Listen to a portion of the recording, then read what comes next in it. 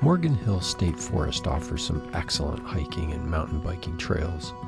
This video will look at a loop that goes out the Onondaga Trail and then returns by Morgan Hill Road. This hike is about 2.6 miles. This video will be in two parts. The first part will look at a map of the area, and the second part will be a video of the hike. Let's get started. So here's a hike at Morgan Hill. It's a 2.75 mile hike. To get here, you're going to take Route 80, and you're going to pick up Bailey Road. You're going to take a right onto Shackham Road and go all the way down to Shackham Road. And down here is the Morgan Hill State Forest parking.